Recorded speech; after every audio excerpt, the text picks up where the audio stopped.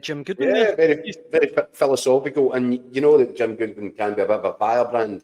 He feels he's been let down or mistreated by the officials. He's not afraid to come out and say it. So I think he's sort of agreeing with my summation on these two big decisions. He's not arguing with the Rangers penalty.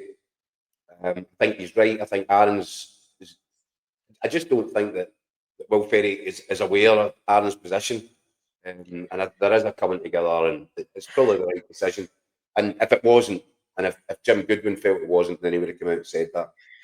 We've got, this won't surprise you, Keith, but we've got a lot of comments disagreeing with you in regards to the penalty call. Stuart says, you need to get to Specsavers, Keith. George says, right decision. Keith, wow, are you kidding? Pegleg says, a collision is not a penalty, Keith. Uncle James says, this isn't a penalty, Keith. He clears the ball. Come on.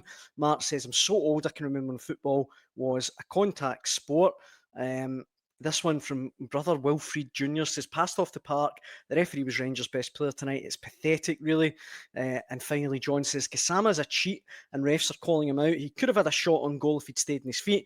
Fat at the other end, kept on going and scored for his goal. So, fairly strong responses. Yeah, but listen, I rest my case. Jim Goodwin's just sat there and said to everybody, it was a penalty kick. I'm not blaming the official. So, you know, I don't think there's anything much more to say on that. That's it. Exhibit A.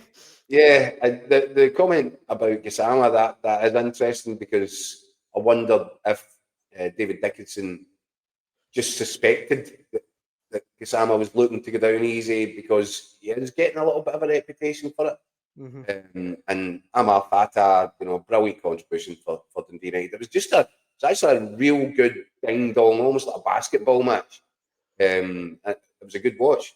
As I said to you, I'm not going to say it was just as high in quality as the Fulham Man City game from last night, but it was a cracking watch.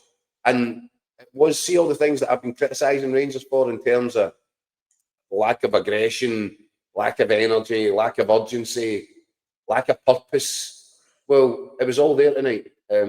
So on the one hand, I kind of doff my hat a little bit to Danny Rall, because the performance against Falkirk at the weekend was devoid of all of these factors.